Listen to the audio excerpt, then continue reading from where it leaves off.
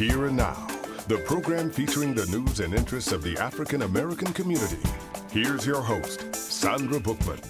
Coming up, we're shining a spotlight on area museums that document African-American history, culture, and the arts. First up, an update on the construction of the long-awaited hip-hop museum in the Bronx. It's meant to preserve the history of rap music and trace its impact as a worldwide cultural phenomenon. Also ahead, the Jackie Robinson Museum, honoring the life and legacy of the first African-American to play Major League Baseball.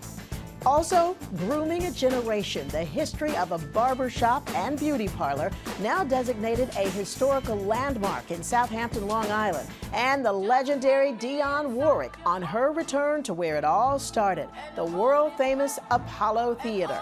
That's all ahead on Here and Now. Despite significant strides in cancer research, Black women continue to have the highest death rate and the shortest survival of any racial or ethnic group in the U.S. for most cancers. Now, one study is taking a deeper dive into these racial disparities. The American Cancer Society's Voices of Black Women is the largest ever behavioral and environmental focused population study of cancer risk and outcomes of Black women in the U.S.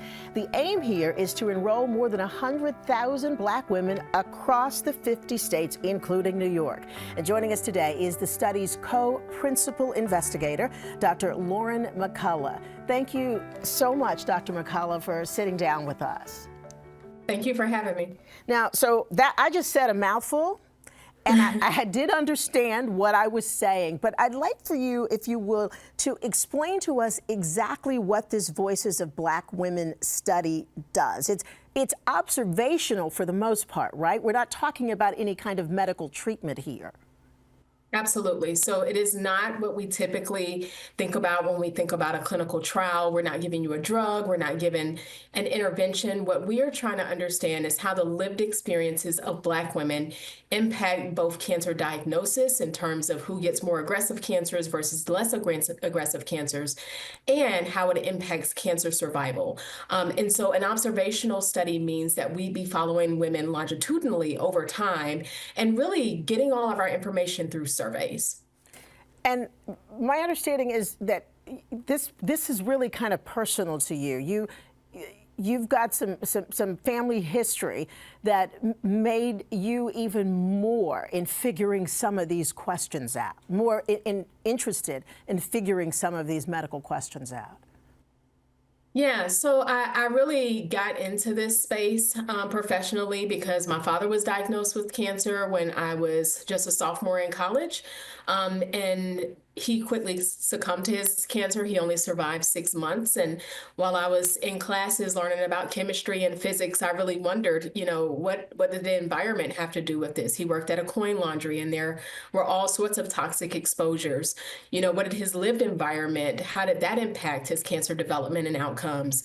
And so that really was what propelled me into cancer research and really approaching it from a social determinants lens, as well as a biological one. And since then, just several family members diagnosed with cancer.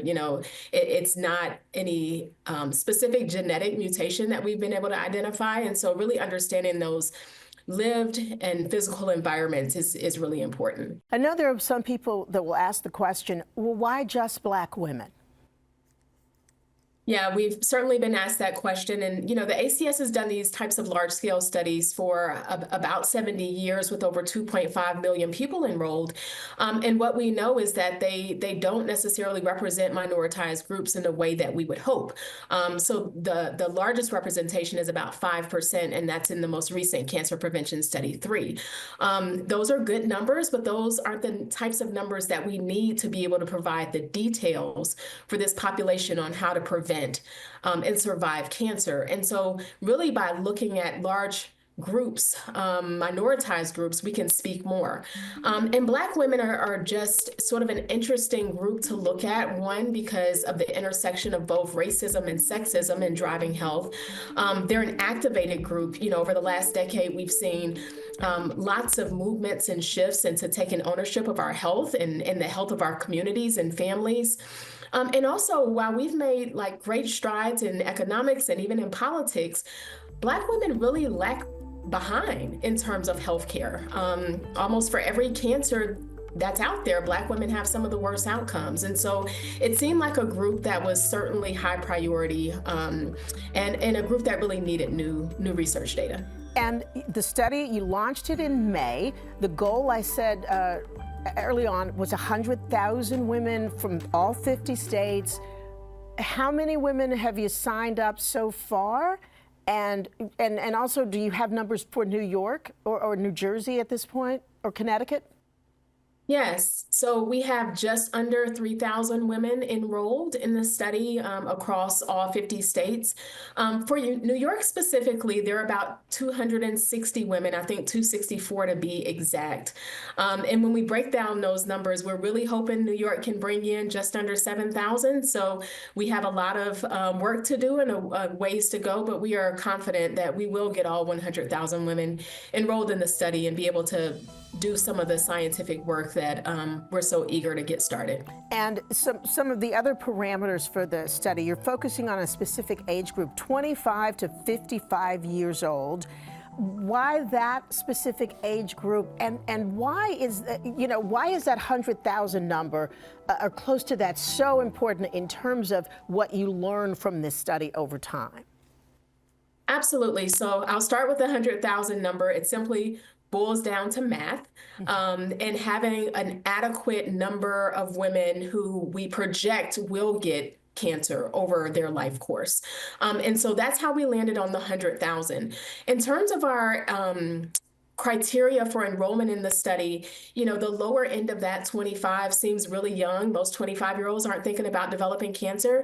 But as the recent cancer statistics have shown from the American Cancer Society, the number of younger individuals being diagnosed with cancer has been growing.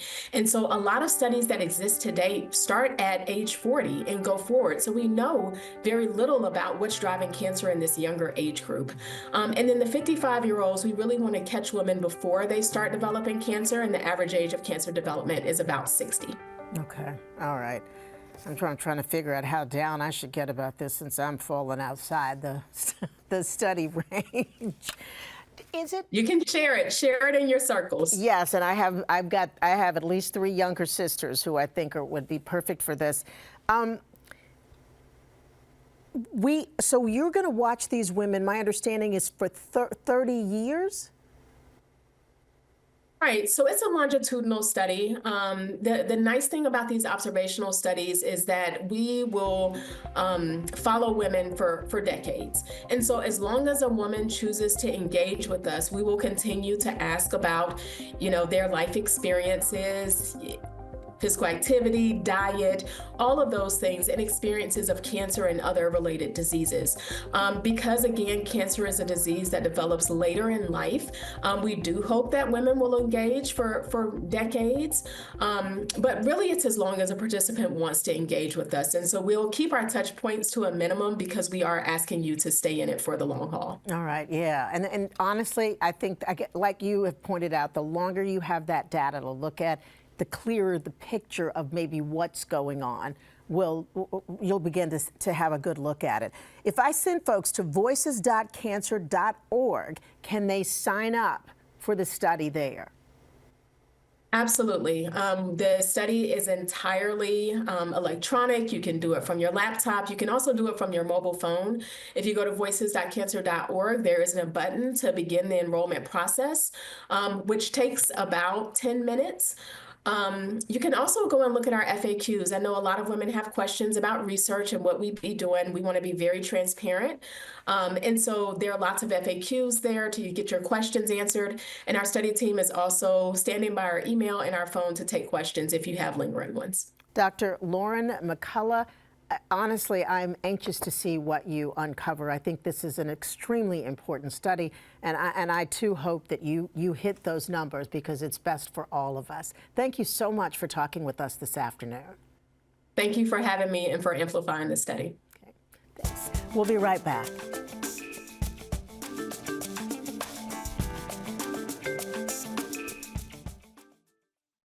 Like hip-hop itself, the Hip Hop Museum was a small idea that has blossomed into an international cultural institution. A project that has been on the drawing board for years, finally taking shape. Construction is well underway. Where else? The birthplace of hip-hop, the Boogie Down Bronx. The museum is designed to preserve the history of rap music and showcase its impact. Here to tell us more, the CEO of the Hip Hop Museum, Rocky Bucano, and Chief Curator, Paradise Gray. Thank you, gentlemen, for being with us this afternoon. Thank you for having us, Sandra. Absolutely. Our pleasure. It's a pleasure for us. Before we get started here and talk a little bit more about the museum, both of you have been so entrenched in the world of hip hop for so long. You're some of the early believers. So just talk to me a little bit about your background. You started out as a DJ, correct? Started out as a DJ like many others, but I started when I was 15 years old. My cousin was Pete DJ Jones. He was one of the top black mobile disc jockeys in the early 70s. So I was like a little protege. I used to follow him around to all the different nightclubs when I wasn't even supposed to be in the nightclub. Yeah, Mr. 15 years old. Mr. 15 years old, yes. So my journey is unique. You know, I had, a great, mentor. Pete was one of the best, and I got an opportunity to become a professional DJ because of him. And music has always been part of my life ever since. Obviously, and we're going to talk a little bit more about where that music has brought you to this project. In Paradise, you walked in and folks said, okay, that's a walking legend. So talk to me about your background. You want to hear something incredible?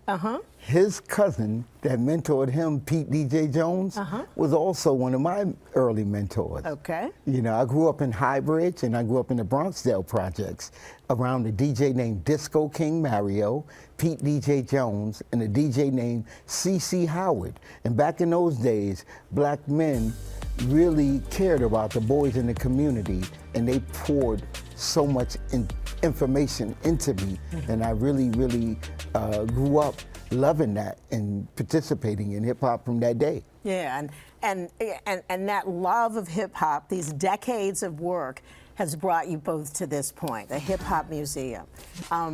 There is no other place that this would make sense but the Bronx, right? No, listen, the Bronx gave birth to this amazing culture that became a global phenomenon. I've been working on this project for 16 years, and Paradise was one of the first people that I reached out to, to bring them along this amazing journey that we've been on for, like I said, 16 years. So now we're getting close to the finish line, and we're very excited about having the museum open next summer. Yeah, and what, if somebody asks you, the Hip Hop Museum, what does that mean? What am I going to see there? Well, this is a project that has been designed and developed over many, many years. So it's not just a regular museum experience. We're really trying to build a transformative museum experience where young and old will be able to learn about the origins of hip hop and how it became this global phenomenon using the latest advances in technology and exhibition design. We have a world-class team that has been working on this project for several years now. So we're just excited that we're bringing something so relevant to the community because the Bronx deserves a cultural institution that can rival MoMA and the Guggenheim and other museums here in New York City.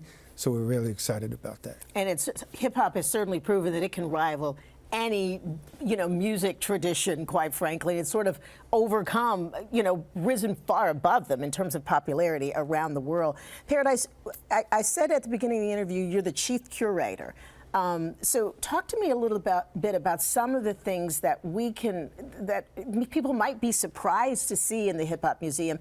And I understand that you have got quite the collection of yourself, the Paradise Collection, that's what it's called? Yes.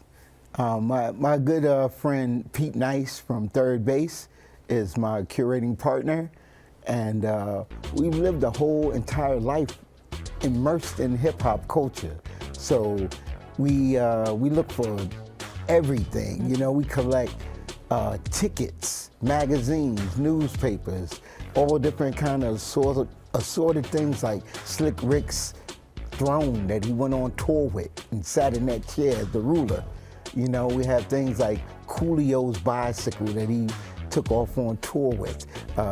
Last year we did a TV show called Hip Hop Treasures. And during that TV show, the 8 episodes, we went with LL Cool J and Ice-T. We went to visit Master P, Soulja Boy. We visited Biggie's family. We visited Fat Joe and Naughty by Nature. And we went all over the country with Yo-Yo and Cypher Sounds. And we dug in the crates of all the hip hop legends that we know. Yeah. And we're shaking out amazing items that people are not gonna believe. You know, you're gonna see the jersey that Fat Joe and Big Pun wore when they escorted Tito into the ring, you know, during boxing. You got a little bit of everything. We got some of everything. It's so exciting, and every day something new that you didn't expect survive pops up. Yeah. Even as I listened to you name drop, I was walking back through my childhood. Seriously. No, you know, there are groups you mentioned that DJs that I hadn't necessarily thought about in a long time. And you mentioned, Rocky, how cutting edge this museum is going to be. I know that a big part of the experience is the fact that it's so interactive. Talk to me a little bit about that. So Microsoft has been one of our strategic partners for many years. They got in very early. And we've been working on them with, you know, AI is the new big thing. So yeah. we're developing an AI docent and an AI companion to teach kids how to actually create their own lyrics. So, you know, when people get into the museum, they're going to see that we're not just celebrating the rap style of hip hop, but we're embracing all of hip hop, the graffiti, the dancing, the fashion, the art, everything that hip hop represents, because hip hop is at the intersection of everything that you see and hear in today's society. So that's the type of museum experience that we're creating, and we're using immersive technologies to really bring those things from the past to life, because today's youth, they're so into the latest advances in technology. They don't want to walk into a museum that feels stagnant and stale. They want something that they can feel excited and learn from. So that's what we're doing. And I know that you've sort of given folks in New York City a taste of what the museum will be like with the pop-up. So are there some things that you've learned, either of you can answer this question, that you've learned from sort of being able to give people that taste of what they can expect when the museum is finally completed? So the pop-up was really good. It was like what I call like a sandbox for us to test out, you know, items from Paradise's collection.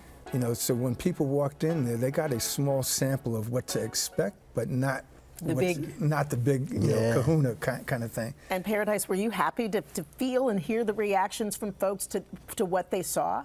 Absolutely, especially a lot of the legendary pioneers who were kind of skeptical at first, like my man Grand Mixer DXT. And then when he came and he saw the experience, he actually cried. And then he hugged me. He was like, okay, you're right, now I understand. And he's been incredibly supportive, as well as pioneers like Van Silk and Melly Mel, Grandmaster Caz. You know, they come in and they're advising us. One of the differences and challenges of the Hip Hop Museum is, unlike all the other museums whose subjects were dead for thousands of years, 90% of our subjects are still alive. So, you know, we have to create a whole different kind of experience, because we're not building a mausoleum where hip hop goes to die and be memorialized. Yeah, it's a living, breathing, expanding, and touching, as you pointed out, all points of the culture. Is that going to be, I guess, one of the things that does make it the experience different, that you've got all of these hip hop legends from all aspects of the business still alive, many still involved. They will be a part of, I guess, helping the museum be a living, breathing thing too? Is that 100%? We have an associate board that has Papoose and TT Torres and Yo-Yo and Special Ed. You know, so we're working with all the accessible pioneers and hip hop artists that we can, and we're still, you know, bringing on more people as the museum gets prepared to open. But the idea is that they're going to have a space to come in and talk to the kids and teach classes and mentor young students. So it's going to be an institution that really empowers and allows even the pioneers to kind of like come in and reinvent themselves as well. Yeah, and I it's funny. I don't think anybody expected hip hop to become what it has become. And we've talked to other folks, and they even though it's so big, the belief is there's still room to go. Absolutely. To expand, to add, other things to this genre that's sort of really a juggernaut in a lot of ways. So here's the important questions to ask. When is it finally going to open? How big is it going to be? And how are you guys funding all of this? Yep. So it's 55,000 square feet. We are part of the Bronx Point, which is a mixed-use development project that has 100% affordable housing on top of the museum, which makes it even more unique. And we sit on the Harlem River, so we're on the Bronx side of the Harlem River. And in terms of the overall, opening, we plan to open this museum in the summer of 26. Construction on the interior actually begins in March. So hopefully all things stays steady. And in terms of our funding, thank God that we had the support of, two mayors, Mayor de Blasio, Mayor Adams, as well as Governor Cuomo and Kathy Hochul, and the state legislators and city officials. Yep. Without the government support of this project, including Senator Schumer and Senator Gillibrand, this project may not be where it is today.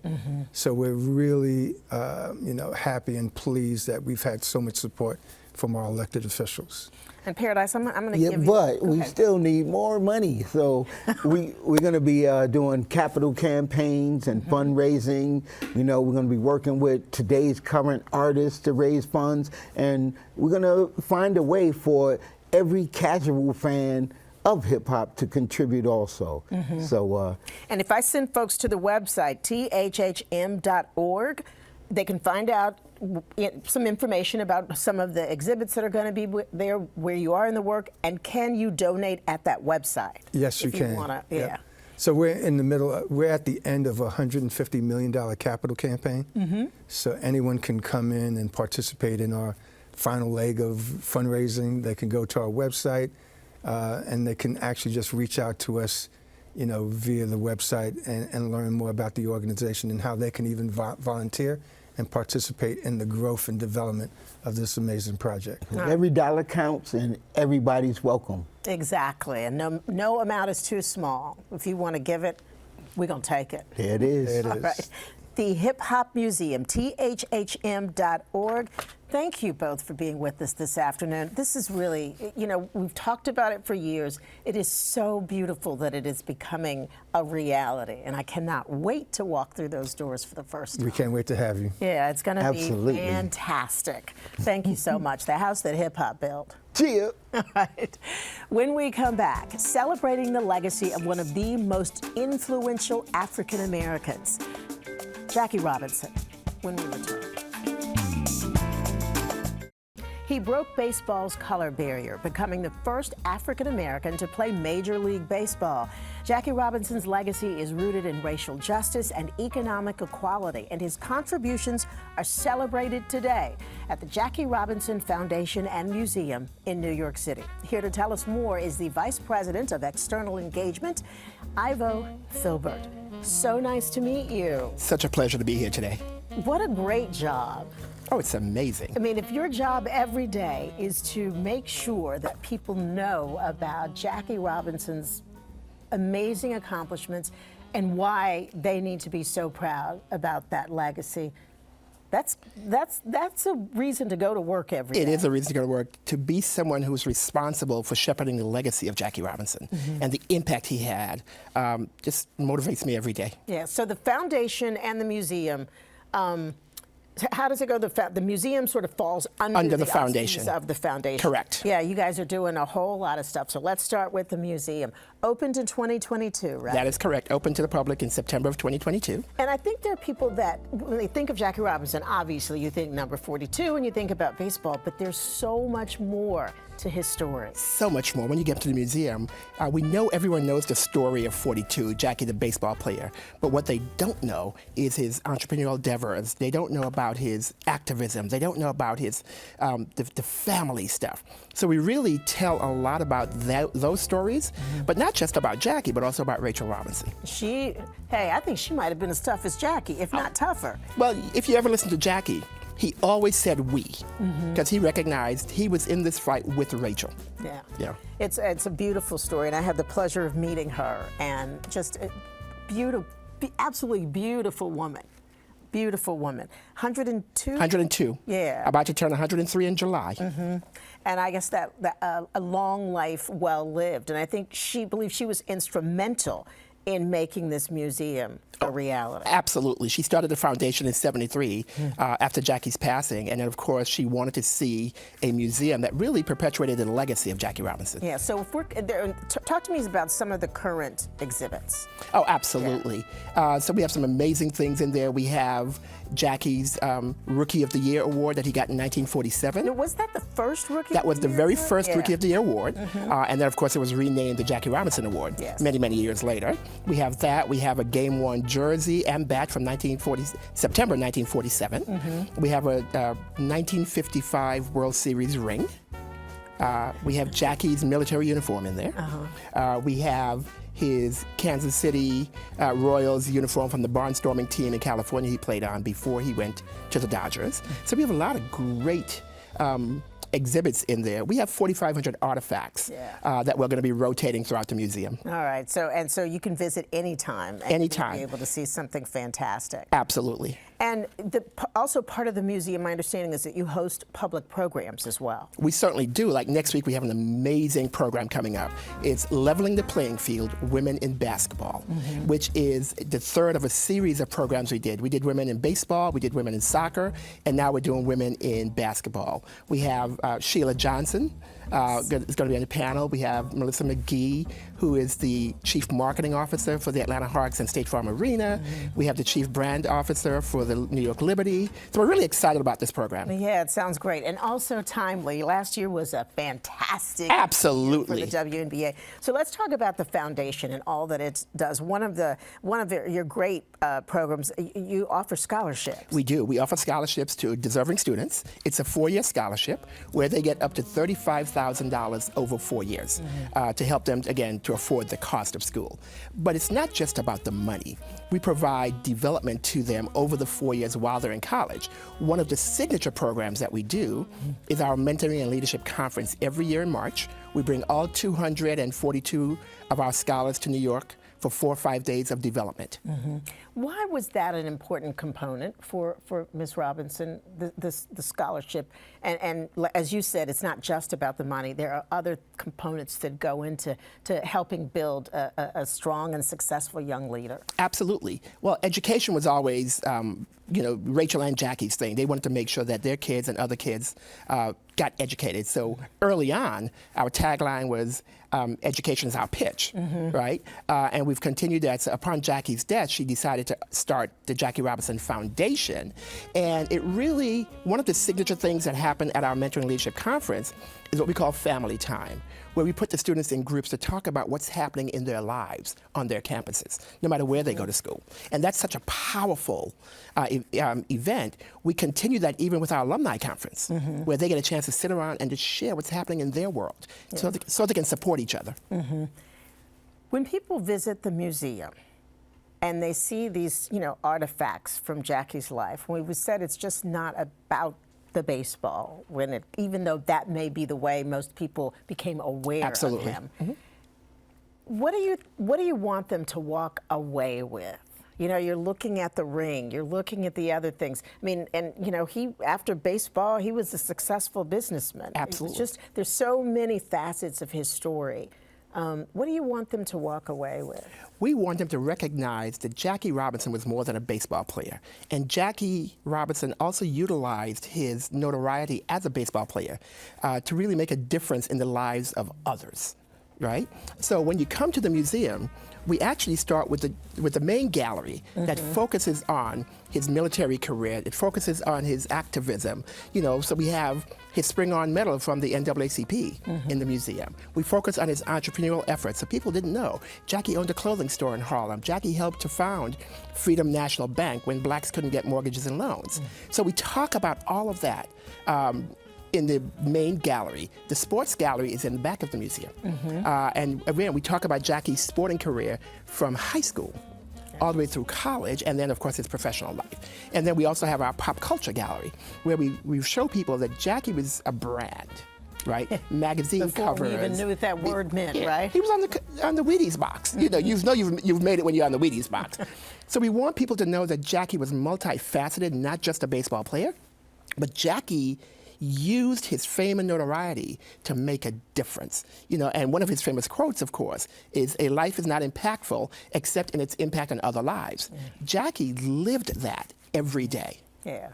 You're a great spokesman. You know that? Oh, I thank you. Okay. Again, it's easy when you're passionate and love what you do and why you do it. Yeah, you're not selling a box of bull.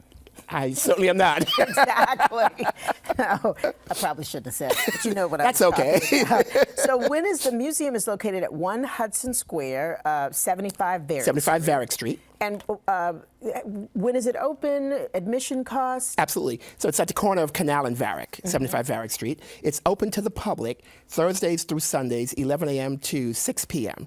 Tuesdays, Wednesdays, Thursday mornings, we actually host school groups at the museum, and we do some fantastic work with young people. We actually had a school group from Philadelphia there today. Yeah. So really learning about Jackie Robinson and the impact he had. And we use that to teach them that they too, even at a young age, can make a difference in someone else's life. Yeah, it starts early. Just like it starts very early. Jackie, 4,000 or 5,000 pieces of artifacts. 4,500 pieces of artifacts. We have 16 reader boards throughout the museum. We tell a story. The timeline really talks about not just Jackie and Rachel's lives, but we also talk about what was happening in the world at that time. So you have the context of things. And that's an entire timeline board that we have. We have a replica of Ebbets Field in the museum. We have what we call our Living Legacy Corner. We have 42 individuals who talk about the impact Jackie Robinson had on their lives. So George H. Bush, the younger Bush, of course, Jake Tapper. We have the Commissioner of Baseball, Sheila Johnson, Eric Holder. So all of these folks are talking about the impact that Jackie Robinson's life had on theirs. Yeah, and all of those people are from various different aspects of life. Absolutely. Sandy Koufax is in there. Yeah. So we have a lot of great people talking about Jackie's impact. The other thing you'll see, I want to mention out, is the Presidential Medal of Freedom that Jackie got. So those things are on display in the museum. Yeah, and you get a chance to see what Jackie saw and understand what Jackie did. Yes. Yeah. JackieRobinsonMuseum.org. That is the museum website, and then JackieRobinson.org is the foundation website, and you accept donations at that website? We do. On both websites, you can make a donation to the foundation and to the museum. And if you want to get on our mailing list, just go to JackieRobinsonMuseum.org and click our mailing list, and we'll send you all of the great programming that we're doing at the museum. All right. Ivo, it was great to meet you. Sandra, it's my pleasure to be here with you. And I will see you at the museum. I'm looking forward to it. All right. All righty. Thank you. Sandra Bookman and Here and Now will be right back. Barbershops and beauty salons have historically played important roles in Black communities, places not just for grooming, but also for gathering and sharing. In Southampton, Long Island, the history of a former Black-owned shop is so important to the community, it has been preserved and designated a historical landmark. Joining us today is the president and CEO of the Southampton African-American Museum, Brenda Simmons. Thank you so much, Ms. Simmons, for sitting down with us this afternoon. Thank you for having me. This is exciting. So I understand you grew up in this community, and you either went to this beauty salon, barbershop as a child, or sometimes worked there. Am I getting that story right? Yes, born and raised in Southampton. And actually, my auntie was the beautician there. But when I was very young, maybe 12 or 13 years old, I literally used to go in and answer the phones for her and write appointments down for her and doing her little coffee runs. So yes, it's very significant to me as well. It was Emmanuel Seymour came through the Great Migration in the late 40s and 50s. And there's another gentleman I'll mention with that. But he came to the Great Migration in the late 40s and 50s, and he had the audacity to come to Southampton and purchase that land and build that building there, half barbershop and half beauty parlor. And again, my auntie Evelyn Baxter was the beautician there. And I love the way you say audacity, because it took that kind of belief and confidence to make this a reality. So talk to us about why this particular shop, this location, has been so important to the African-American community there, and why it was important for you to save and protect that legacy. As you know, it's in the Hamptons. So most people don't even think that Black people even live there. So not only that, the building is in the entrance of the village of Southampton. And I was also assistant to the mayor for 11 years in the village of Southampton, and they had a letter came across his desk to tear the building down. So of course, my connection with my auntie, and because we need to continue, as we know more than ever, to preserve our history. So took me 16 years, but I was able to preserve that building, and Juneteenth, 2021 was our grand opening. And visiting this building, this location now, what will we see? Talk to me a little bit about what's there.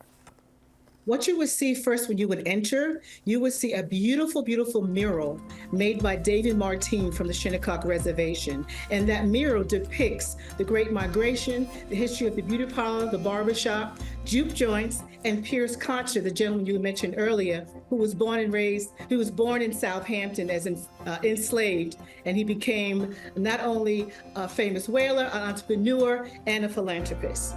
And his name was Pierce Concha. And what I love about it is it's not just even, what's important there is not even just the history of the location, but its continued importance to the community there. Talk to us about some of the programming that runs through the museum. Generally, we start off with, every January, February, we have a Black History program. I have an issue with the month, so we have a program. It usually runs through March or April, and generally we have a collaboration with the local schools and private schools on the East End.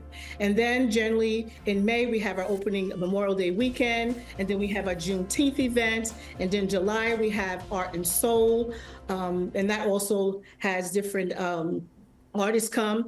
Matter of fact, Alvin Clayton was one of the wonderful artists that was featured last year. And last year we also had Art Sims. Art Sims is an illustrator for Spike Lee, as you know. And so we've had a lot of great artists there. And then in August, the drum roll in August is we're going to have our 3rd annual Amistad celebration in August. And of course, Amistad, the famous ship,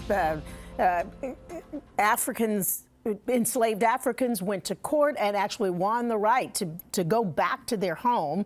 So on the ship, I understand, a replica is going to be there this summer?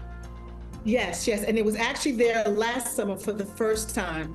So literally we made history, because usually Spielberg's movie is a wonderful movie, as we know, but he mentions Long Island, but he doesn't mention exactly it came into Montauk. It's called Cullerton Point Beach, and that's where we had the celebration. And the ship is generally in Connecticut, and it's called Discovering Amistad is generally where the ship generally is. And so we collaborated with them. And so the ship literally came into Culloden Point Beach last year for the first time since August 26, 1839. And the ship was there for a week. Ms. Simmons, talk to me about what it means to you to have been able to make this a reality. To know from your own history how important this location is to the African-American community there, but to actually have been able to do something about it and continue to, to help it provide for this community and keep the community together. What does that feel like? I don't know how to explain it in words, but I will say I'm a very strong advocate and activist and been that way probably since high school. We had a couple of sit-outs. I'm from the 70s era. And so it's really important for me to make sure that the village of Southampton, Long Island, New York, and the country knows the significance that we contributed in the village of Southampton, the Hamptons. You want people to know that. And what do you say to visitors coming? Why they need to see this history and know, because it's a small museum. I'm sorry, it's so interesting, Sarge. I'm sorry, a little excited. When they come, they can't even believe, when they even find out that there's a Black museum in the village of Southampton, the Hamptons, that draws them automatically. It's not even, when they come, they're coming because they're excited to know or even to see, to step in the doors of this museum. And it actually, I want to also emphasize, it's the first Black museum to be transformed into the first Black barbershop, to be transformed into a museum in the country. And it's also the first African-American site to be historically designated in the village of Southampton. It is an important accomplishment on your part and those who helped you in the community. I want to send folks to SAAmuseum.org. They can find out information when you're open and about all those programs you have coming up this Black History Month and throughout the rest of the year. Absolutely. Thank you so much for talking with us this afternoon, and congratulations on what you've been able to accomplish there. And thank you so much. You have a wonderful day. Thank you. You too. And we'll be right back.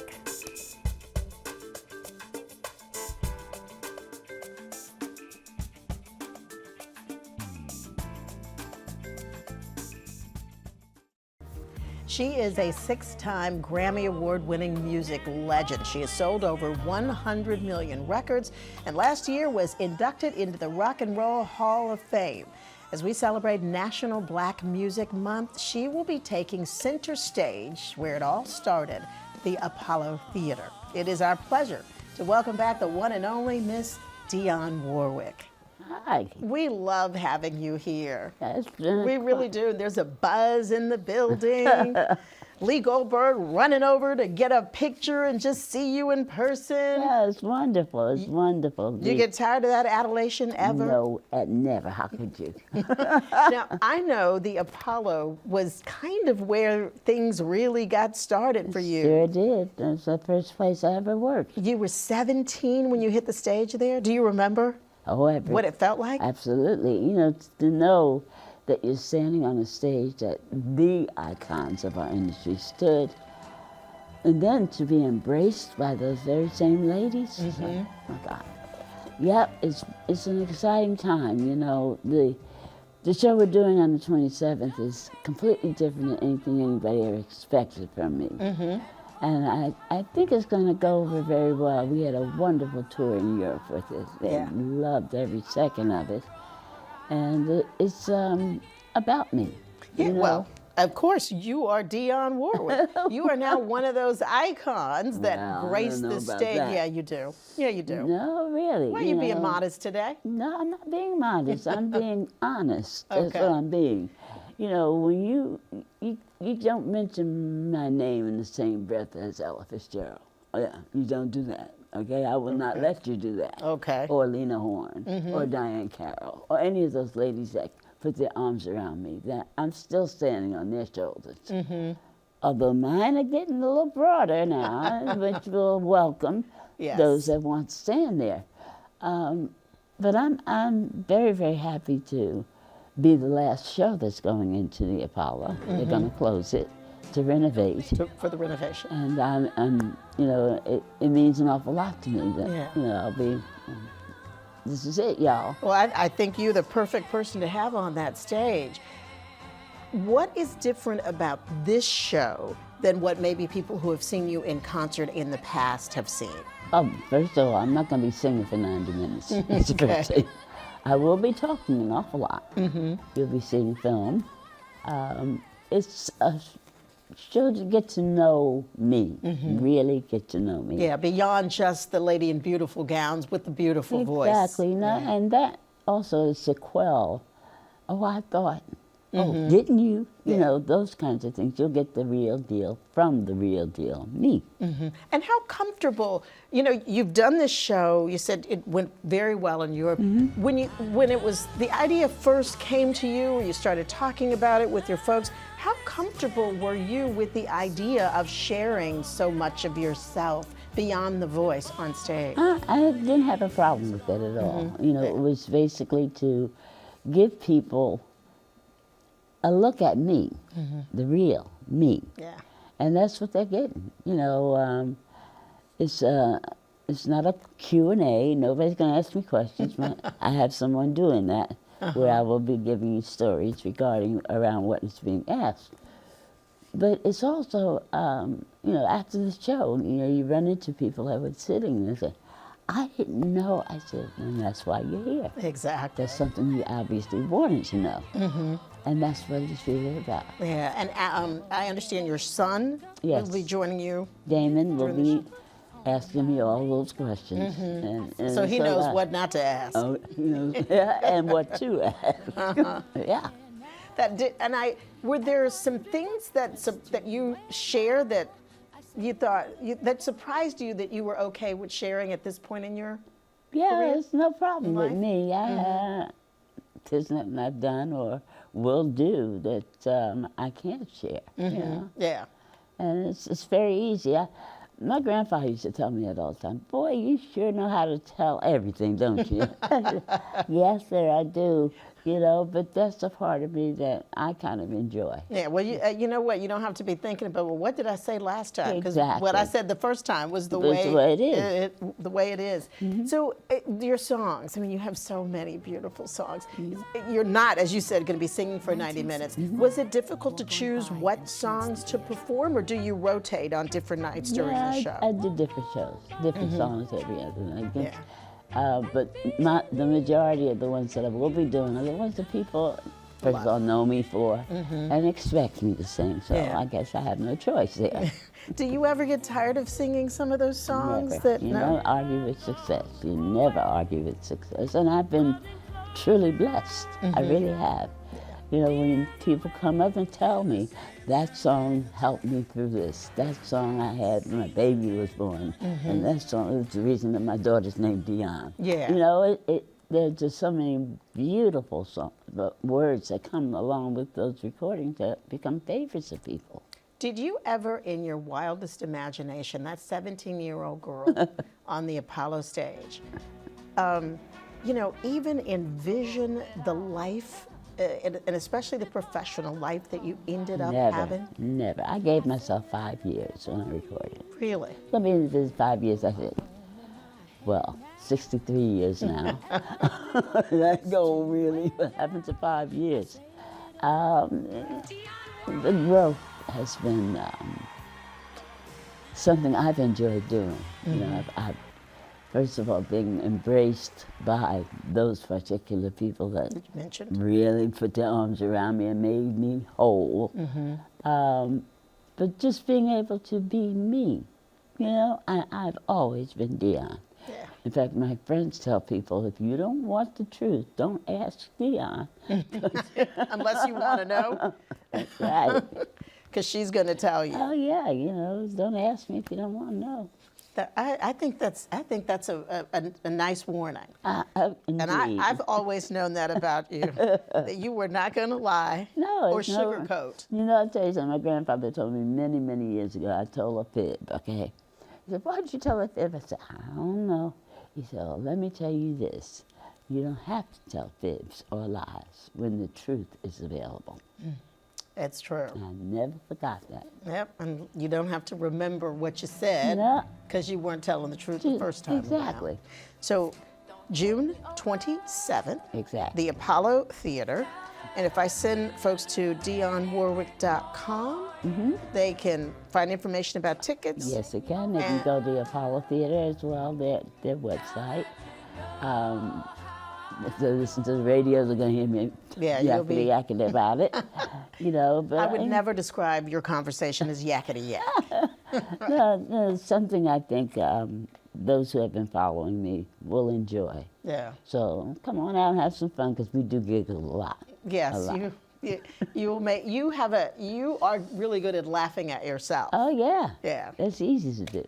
Dionne Warwick, it is always a pleasure. You can come here anytime. If you just want to come sit in the room and tell me how to do it, that is okay I'll with tell me. you how to do it, please. Thank you so much My for sitting pleasure, down darling. with us It's good today. to We'll see you see you on the again. 27th. Okay. Okay. We will be right back.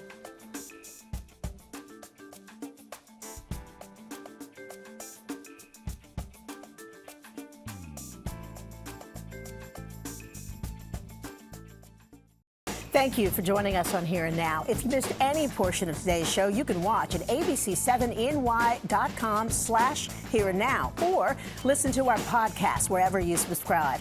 If you'd like to comment or share your story, email us at hereandnow@wabc.com or follow us on Facebook, Instagram, and X. I'm Sandra Bookman. Enjoy the rest of your day.